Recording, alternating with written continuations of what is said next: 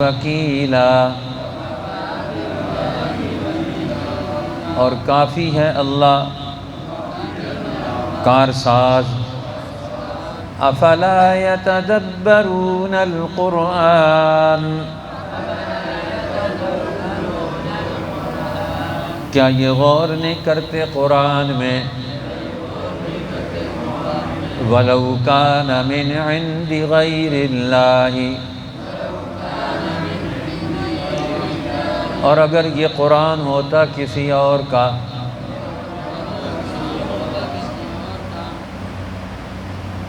من عند غیر اللہ، اللہ کے سوا، لوجدوا، تو ضرور پاتے، فیہ اختلافا کثیرا، اس میں بہت فرق۔ صدق اللہ العظیم۔ محترم حاضرین، اللہ تعالیٰ نے ان آیات میں قرآن پاک کا اور پیغمبر علیہ السلام کی ذات کو جو دین کا مرکز ہیں، ان کے ساتھ جو لوگ تعلق رکھتے ہیں ان کی نوعیت اور نسبت کو واضح کیا ہے کہ اللہ کے پیغمبر جب دنیا میں آتے ہیں تو ان کی کیا حیثیت ہوتی ہے، ان کا کیا مرتبہ ہوتا ہے، ان کے بارے میں تمہیں کیا کرنا چاہیے۔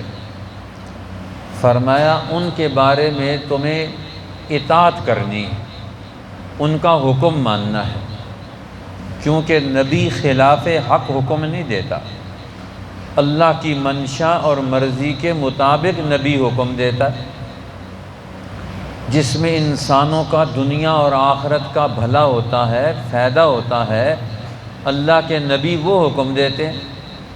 اس لیے نبی کا حکم ماننا فرض ہے، جس طرح نماز فرض ہے، روزہ فرض ہے، نبی کا حکم ماننا بھی فرض ہے، امت کے ذمہ ضروری ہے۔ قیامت کے دن اللہ جل شانہ جس قوم میں نبی کو بھیجا ہے، نبی کی بات نہیں مانی، ان سے پوچھے گا کہ تم نے میرے نبیوں کی بات کیوں نہیں مانی؟ میں نے نبی بھیجے تھے جو میری بات تمہیں بتاتے تھے، اور تم نے میرے نبیوں سے انکار کیا، کیوں کیا ہے؟ تمہارے پاس کیا دلیل ہے؟ کیوں تم میرے نبی کی مخالفت میں آئے ہو، حق کی مخالفت میں آئے ہو؟ میرے نبی کے حکم کو کیوں تم نے پیچھے ڈال دیا؟ اس لیے نبی کی آمد کے بعد اس کی اطاعت کرنا، اس کا حکم ماننا فرض ہو جاتا ہے۔ جو لوگ نہیں مانتے تو پھر ان پر عذاب آتے ہیں، تباہیاں آتی ہیں۔ اس لیے آج جو مسلمانوں پر تباہی آ رہی ہے وہ کس وجہ سے آ رہی ہے؟ کہ ہم نے اللہ کا اور نبی کا حکم اس کو اپنی زندگی سے نکال دیا۔ اس لیے فرماتے ہیں اب اللہ کا حکم ماننا ہے، لیکن اللہ کا حکم ہمیں کون بتائے گا؟ وہ تو نبی بتائے گا۔ اب نبی نے اپنی جماعت کو بتایا، انہوں نے اپنے شاگردوں کو بتایا، یہ سلسلہ بسلسلہ انعام والی جماعتوں کا یہ دین کا علم اور عمل چلتا آتا ہے۔ اس کی آخری کڑی دنیا میں جا کر پیغمبر کی ذات ہے۔ اب وہ شاگرد جو استاذ کی بات، علم استاذ سے پڑھے اور اس علم کی قدر نہ کرے، اس پر عمل ہی نہ کرے، یہ تو بڑی تباہی اور نالائقی ہے۔ اس لیے فرمایا من یطع الرسول فقد اطاع اللہ، جس نے رسول کا حکم مانا اس نے اللہ کا حکم مانا۔ اب یہودی کہتے ہیں ہم اللہ کو مانتے ہیں، عیسائی کہتے ہیں اللہ کو مانتے ہیں، مجوسی کہتے ہیں ہم بھی اللہ کو مانتے ہیں، سارے لوگ دعویٰ رکھتے ہیں کہ ہم اللہ کو مانتے ہیں۔ تو اللہ کے ماننے میں سچا کون ہے؟ جو آج اللہ کے آخری پیغمبر کی بات مانتا ہے وہ اللہ کو مانتا ہے۔ جو اس کو نہیں مانتا نبی کو، وہ اللہ کو نہیں مانتا، وہ جھوٹ کہتا ہے۔ اس لیے فرمایا جس نے رسول کی اطاعت کی یہ آج علم حق کا ترجمان ہے۔ فقد اطاع اللہ، اس نے اللہ کا حکم مانا۔ اور ومن تولا، اور جو پھر گیا، منہ موڑ لیا، اللہ کے حکم سے، اللہ کے نبی کے حکم سے نبی کو اکیلا چھوڑ کر اپنے گھر میں جا کر آرام کر رہا ہے۔ فرمایا یہ نہیں ہو سکتا، جو آپ سے منہ موڑ لے فما ارسلناک علیہم حفیظا، ہم نے آپ کو ان پر چوکیدار نہیں بنایا کہ زبردستی منوانا ہے۔ ہاں علم سمجھائیں گے، عقل سے بات کرائیں گے، دلائل دیں گے، لیکن اپنے اندر کی قوت سے وہ خود مانے کہ ہم نے نبی کے ساتھ رہنا ہے۔ اللہ کے پیغمبر، یہ تو سچے لوگوں کا حال تھا۔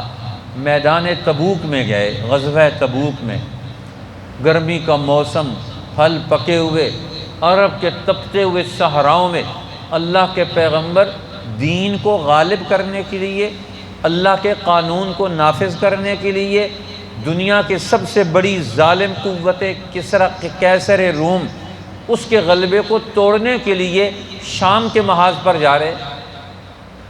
اب آپ کے ساتھ اعلان عام ہے، سب لوگوں نے جانا ہے، کوئی پیچھے نہیں رہے گا۔ اب پیچھے رہنے والے لوگوں میں سے یا منافق رہ گئے، یا مریض رہ گئے، بیمار رہ گئے۔ اب 3 آدمی مسلمانوں میں سے، سچے مسلمانوں میں سے، وہ بھی پیچھے رہ گئے۔ ایک صحابی اور بھی تھے، ابو ذر، وہ بھی پیچھے رہے، لیکن وہ ساتھ ساتھ چلتے رہے، سواری کمزور تھی۔ اللہ کے پیغمبر آگے میدان میں پہنچ گئے، پیچھے مڑ کے دیکھا، وہاں پہنچنے کے بعد دور سے ایک آدمی چلتا ہوا نظر آ رہا ہے، تو آپ نے فرمایا کن ابا ذر، یہ تو ابو ذر ہونا چاہیے۔ اکیلی سواری پہ آ رہے ہیں، سواری کمزور ہے، لیکن جب بادل چھٹے قریب آئے تو ابو ذر تھے۔ ایک اور صحابی، وہ اپنے گھر میں بیٹھے ہوئے، دن کو دوپہر کے وقت میں باغ میں گئے، ان کی بیویوں نے ان کے لیے دسترخوان سجایا، پھل رکھے، ٹھنڈا پانی رکھا اور کھانا رکھا، اور ادھر سے بچے ہیں، اہل و عیال ہے، وہاں بیٹھے ہیں۔ اچانک انہیں خیال آیا، میں تو یہاں اپنے بیوی بچوں میں، اہل و عیال میں مزے کر رہا ہوں، ٹھنڈا پانی، ٹھنڈی چھاؤں، آگے کھجور انگور پڑے ہوئے، درخت اور درختوں کی چھاؤں، پانی، سب نعمتیں موجود ہیں، اور میرا پیغمبر عرب کے صحراؤں میں تپتی ہوئی ریت پہ وہ وہاں پہنچے ہوئے اور میں یہاں آرام کروں۔ ایک لقمہ بھی نہیں اٹھایا انہوں نے، بس سواری پر بیٹھے اور سیدھا نکل کے چلے گئے۔ اب یہ بھی تو خیال ہے، آج ہمیں بھی کوئی خیال گزرتا ہے کبھی کسی نبی پر ہم ایمان رکھتے ہیں؟ نبی ہمیں دین دے کر گئے، علم دے کر گئے ہیں، ذمہ داریاں دے کر گئے ہیں۔ آج ہم کون سی دینی اجتماعی ذمہ داریاں نبھا رہے ہیں؟ قرآن دے کر گئے، وہ ہمیں آتا نہیں، اس کے حروف کا ترجمہ آتا نہیں، اس کے مسائل کو ہم سمجھتے نہیں، اس کا عملی نظام قائم کرنے کے لیے ہم نے کوئی تدبیر، کوئی طاقت، کوئی چیز ہم نے لگائی نہیں۔ تو ہمارا نبی سے، دین سے، قرآن سے کیا تعلق آج؟ نہ ایمان کا تعلق، نہ علم کا تعلق، نہ عمل کا تعلق۔ آج ہمارا کتنا تعلق کمزور ہو گیا دین اور ایمان سے، اور کام اس نے آنا ہے آگے، دنیا میں بھی اور آخرت میں بھی۔ آخری چیز جو کام آتی ہے انسان کو، سب چھوڑ چھاڑ کے چلے جاتے، بیوی بھی، بچے بھی، رشتہ دار بھی، تو انسان کو کون سی چیز کام آتی ہے کہ اس نے سب سے آخر میں کام آنا ہے؟ اس کے لیے آج ہمارے پاس وقت ہی نہیں ہے۔ تو اللہ فرماتے ہم نے آپ کو ان پر نگہبان نہیں بنایا، ہاں مشفقانہ تربیت، کہ آپ ان کو رہنمائی دیتے رہیں، سمجھاتے رہیں، ان کو راستہ بتاتے رہیں، یہ ضروری ہے۔ ایک طرف تو سچے لوگوں کا عالم ہے، اور دوسری طرف پیغمبر کے ساتھ تعلق کا دعویٰ منافق بھی رکھتے ہیں۔ وَيَقُولُونَ طَاعَةٌ، وہ دن میں آ کر پیغمبر کی مجلس میں قرآن کا حکم سنتے ہیں، دین کا حکم سنتے ہیں، اللہ کا حکم سنتے ہیں، تو ہاتھ کھڑا کر کے کہتے ہیں ہم آپ کے ساتھ ہیں، طاعتن، مانیں گے، آپ کے حکم پر عمل کریں گے، آپ کے ساتھ چلیں گے، آپ کے دشمنوں سے لڑیں گے، اس دین کو غالب کریں گے۔ اب یہ دن کو دعویٰ کر کے جاتے ہیں، اعلان کر کے جاتے ہیں، فَإِذَا بَرَزُوا مِنْ عِنْدِكَ، اور جب آپ کے پاس سے نکلتے ہیں، بَيَّتَ طَائِفَةٌ مِّنْهُمْ، اب راتوں کو اپنے دوستوں کے ساتھ، شیطانوں کے ساتھ، یہود کے سرداروں کے ساتھ، منافقین کے وڈیروں کے پاس، ہر دور کا سازشی شیطان طبقہ وہ لوگوں کو اپنے ساتھ بھی ملاتا ہے۔ یہ بھی دیکھنا پڑے گا، دن کو پیغمبر کی مجلس میں ہوتے ہیں، رات کو کس کی مجلس میں ہے؟ اس لیے رات اور دن کی مجلس ایک ہونی چاہیے، علیحدہ مجلس نہیں۔ دن کی مجلس میں تو ہم اور کام کریں، رات کی مجلس ہماری دن کی مجلس کی مخالف ہو۔ اس لیے رسول اللہ نے فرمایا جو مسلمان تنہائی میں تو غلط کام کرے اللہ سے شرم نہیں کرتا، تنہائی میں تو ہر جگہ موجود۔ وہ کہتے ہیں حضرت حسن بصری کے پاس ایک آدمی عالم آئے، بزرگ آئے، کچھ عرصے کے بعد ان کو انہوں نے خلافت دے دی، دوسرا آیا اس کو بھی خلافت دے دی، تیسرا آیا اس کو بھی خلافت دے دی۔ تو ایک کہنے لگا کہ حضرت فلاں فلاں کو تو آپ نے اپنا خلافت دے دی، نمائندہ بنا دیا، اور مجھے تو کچھ بھی نہیں ملا، اتنا عرصہ گزر گیا۔ انہوں نے کہا بھائی ہر ایک کی ڈاک آتی ہے، ہم تو ڈاک تقسیم کرتے ہیں، تیری ڈاک آئی کوئی نہیں، تو اللہ سے تعلق جوڑ تو ہمارے دل میں خیال آئے گا کہ تجھے کچھ دینا ہے، تیرا تعلق ہی اور ہے۔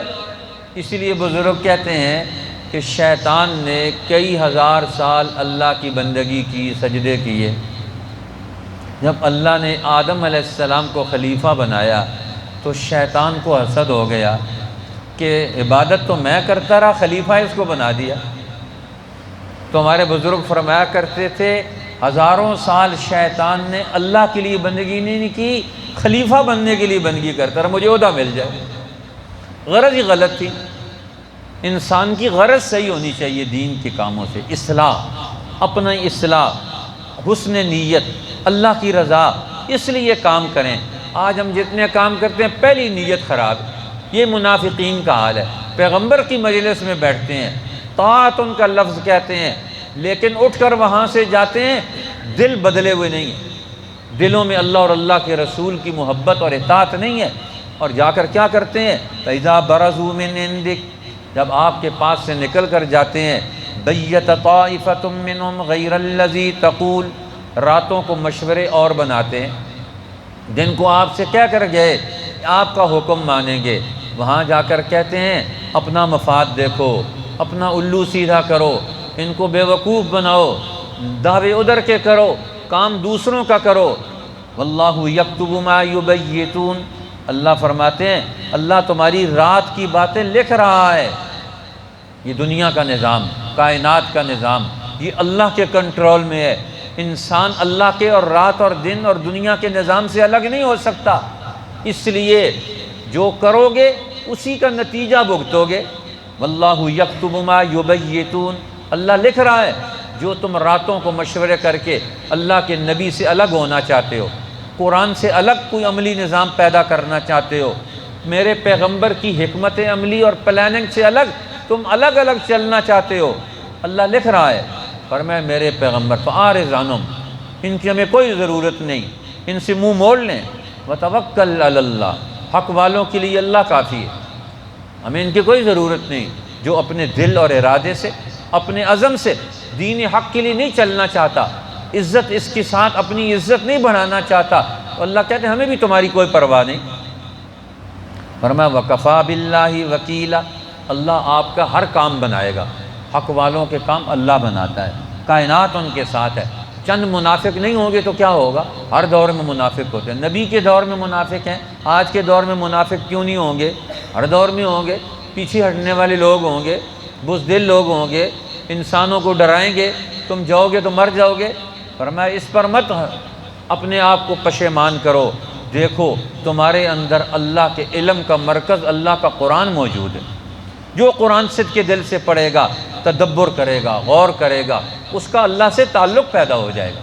جب اللہ سے تعلق پیدا ہوگا تو اللہ کے تعلق اور علم اور شعور کی بنیاد پر جس میدان میں اترے گا ہر میدان اس کا کامیاب ہوگا۔ افلا یتدبرون القرآن، ان لوگوں کو کیا ہو گیا؟ یہ اللہ کے قرآن پر غور نہیں کرتے۔ قرآن تاریخ بتاتا ہے کہ یہ ساری قوموں پر تباہی کیوں آئی، کہ انہوں نے جھوٹے لیڈروں کے پیچھے چل کر اپنے آپ کو تباہ کیا۔ ساری قوموں کی تباہی کی داستان قرآن بیان کرتا ہے۔ یہ قرآن پر غور کریں، اپنے جھوٹے لیڈروں کو پہچانیں کہ جن کی وجہ سے تباہیاں آتی ہیں۔ وَلَوْ كَانَ مِنْ عِنْدِ غَيْرِ اللَّهِ، اگر قرآن اللہ کی کتاب نہ ہوتی تو لَوَجَدُوا فِيهِ اخْتِلَافًا كَثِيرًا، تو قرآن کے آپس کے مضامین ٹکرا رہے ہوتے، ایک دوست کہنے لگے ایک صحافی کو ملنے کے لیے گئے، ہم آپ سے ملنا چاہتے ہیں، آپ کے کالم پڑھ پڑھ کر ہم بڑے متاثر ہیں۔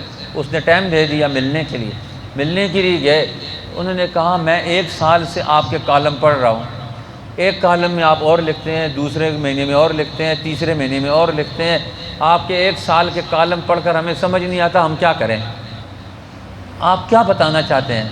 وہ کہنے لگا ہم یہی بتانا چاہتے ہیں آپ کچھ بھی نہ کریں، یہ کنفیوز رکھنا چاہتے ہیں۔ تو آج کا سارا علم کس لیے کہ پڑھنے والا کسی عمل تک نہ پہنچے، نتیجے تک نہ پہنچے۔ یہ پاکستان کا میڈیا، یہ آج دنیا کے ذرائع ابلاغ ہیں، یہ سارا علم اور معلومات کیوں دیتے ہیں؟ ان کو پڑھنے کے بعد انسان کنفیوز ہو جائے، وہ اس کا دماغ خراب ہو جائے، اس کو پتہ ہی نہیں چلے میں نے کیا کرنا ہے، کبھی ایک کام کو پڑھے گا، کبھی دوسرے کو، کبھی تیسرے کو، کبھی چوتھے کو۔ لیکن یہ قرآن ہے، سیدھا راستہ بتاتا ہے، حق بات بتاتا ہے، اس میں کوئی ٹکراؤ نہیں ہے، کوئی تضاد نہیں ہے۔ حق کو تلاش کرنے کے لیے ضروری چیز کیا ہے کہ آپ اس میں تضادات نہ ہوں، ٹکراؤ نہ ہو، آج ایک بات کہے کل دوسری بات کہے، پرسوں تیسری بات کہے۔ اب جن لیڈروں کے بیان میں تضاد ہوتا ہے، آج اور بیان دیتے ہیں کل اور بیان دیتے ہیں، معلوم ہوتا ہے وہ غلط لوگ ہیں۔ جہاں حق ہوگا وہاں مطابقت ہوگی، پہلے دن والا بیان نبی کا وہی ہوگا، آخری دن والا بیان بھی وہی ہوگا۔ نوح علیہ السلام 950 سال پہلے دن جو بات بیان کی، آخری دن بھی وہی بات بیان کر رہے ہیں، کوئی ٹکراؤ نہیں ہے، کوئی تضاد نہیں ہے ان کی باتوں میں۔ قرآن کے اندر بھی کوئی ٹکراؤ نہیں ہے، اس کا اول اس کے آخر سے ملتا ہے، اس کا آخر درمیان کے ساتھ بھی ملتا ہے۔ قرآن کے مضامین یہ آپس میں مقابلے میں نہیں ہے، اس لیے قرآن اللہ کی کتاب ہے، اور اللہ کی کتاب کائنات کا یہ نظام، یہ آپس میں ٹکرائے تو ختم ہو جائے۔ اسی طرح علم میں پہلے اور چیز ہو بعد میں اور چیز ہو، وہ علم بھی غلط ہے، وہ بیان بھی غلط ہے جس میں پہلے اور چیز ہو بعد میں اور چیز ہو۔ آج کل تو ہمارے لیڈروں کا حال ہے، کئی قسم کے بیان ایک ہی وقت میں لکھ کے رکھے ہوتے ہیں، پریس کو آج کے دن اور بیان دیں گے، کل حال بدل جائے گا، نیا بیان جاری کر دیں گے۔ بھائی حق کے لیے لڑنا ہے، سچ کے لیے لڑنا ہے، حق اور سچ کے لیے بات کرنی ہے، تو ہم کیوں نہ بات کریں، کیوں ٹکرا جائیں، مختلف ہو جائیں؟ تو فرمایا یہ آپس کا اختلاف، مضامین کا اختلاف یہ واضح کرتا ہے کہ یہ اللہ کی کتاب نہیں ہو سکتی۔ اللہ کی کتاب میں ٹکراؤ نہیں، آپس میں اختلاف نہیں، آپس میں تفاوت نہیں، فرق نہیں۔ جو قرآن نے پہلے دن بیان کیا آخری دن بھی وہی ہے۔ قرآن کے مضامین پڑھتے چلے جائیں، آپ کو آپس میں ایک دوسرے کے ساتھ ملے جلے ہوئے نظر آئیں گے۔ مولانا عبید اللہ سندھی فرماتے ہیں قرآن اول سے لے کر آخر تک مربوط کلام ہے، آپس میں جڑا ہوا ہے، ہر چیز ایک دوسرے کے ساتھ جڑی ہوئی ہے۔ جس انداز سے بھی آپ اس کو دیکھیں گے، اس کی ترتیب بڑی خوبصورت ہے، آپس میں مربوط ہے، لفظ بھی معنی بھی۔ جہاں جس لفظ کی ضرورت ہے وہی آیا، جہاں جس معنی کی ضرورت ہے قرآن نے وہی بیان کیا۔ تو اتنی عظیم کتاب جس قوم کے پاس موجود ہو، وہ قوم دنیا میں تباہ ہو، وہ دنیا میں جاہل ہو، وہ دنیا میں برباد ہو، وہ دنیا میں غریب ہو، وہ دنیا میں نفرتوں اور لڑائیوں میں ہو، یہ تو قرآن کی توہین ہے نعوذ باللہ کہ ہم نے قرآن سے فائدہ ہی نہیں اٹھایا۔ قرآن جیسی کتاب اللہ کے نبی امت کو دیتے ہیں، امت بدل جاتی ہے۔ آج قرآن موجود ہے، ہم کیوں نہیں بدلتے؟ معلومات ہم نے قرآن پر غور ہی نہیں کیا، اس کو سمجھا اور اس کے اوپر عمل کرنے کا منصوبہ ہی نہیں بنایا۔ اس لیے سارے حضرات کم از کم منگل والا دن یہ 20-25 منٹ ضرور دیا کریں، تاکہ ایک ماحول تو ہمارا بن جائے، اور اپنے پڑوس والوں میں سے ایک آدمی کو تیار کرے، ایک آدمی بھئی قرآن پاک کا درس ہوگا، اور کچھ نہیں تو بازار میں ہر آدمی کو بتائیں کہ ہماری مسجد میں روزانہ بھی درس ہوتا ہے اور منگل والے دن کا الگ درس ہوتا ہے۔ کم از کم قرآن کے اس درس کا تعارف تو ہر ایک کو کروائیں، پورے بازار میں ہر ایک کو تعارف ہو، ہمارے محلے میں ہر ایک بچے کو پتہ ہو قرآن پاک کا درس ہوتا ہے، آپ نے آنا ہے، ہم اس کی دعوت دیں۔ اللہ ہمیں اس کی توفیق عطا فرمائے، قرآن پاک کی برکتیں نصیب فرمائے، اور اس کے عمل کی طرف ہمیں بڑھنے کی توفیق نصیب فرما دے۔ من یطع الرسول فقط اطاع اللہ، جس نے حکم مانا اللہ کے رسول کا، اس نے حکم مانا اللہ کا۔ ومن تولا، اور جس نے منہ موڑا، فما ارسلناک علیہم حفیظا، تو ہم نے آپ کو نہیں بھیجا ان پر نگہبان۔ ویقولون طاعہ، اور کہتے ہیں کہ ہم نے مان لیا۔ فاذا برزوا من عندک، جب وہ باہر گیا آپ کے پاس سے بیت طائفۃ منہم غیر الذی تقول، تو مشورہ کرتے ہیں بعض ان میں سے رات کو اس کے خلاف جو دن میں آپ کے ساتھ کہہ کر گئے۔ واللہ یکتب ما یبیتون، اور اللہ لکھتا ہے جو وہ راتوں کو مشورے کرتے ہیں۔ فاعرض عنہم، سو تو ان سے منہ موڑ لے، وتوکل علی اللہ، اور بھروسہ کر اللہ پر، وکفی باللہ وکیلا، اور اللہ کافی ہے کارساز۔ افلا یتدبرون القرآن، کیا غور نہیں کرتے وہ قرآن میں؟ ولو کان من عند غیر اللہ، اگر یہ قرآن ہوتا اللہ کے سوا کسی اور کا کلام، لوجدوا فیہ اختلافا کثیرا، تو ضرور پاتے اس میں بہت فرق، تفاوت۔ صدق اللہ علیہ وسلم۔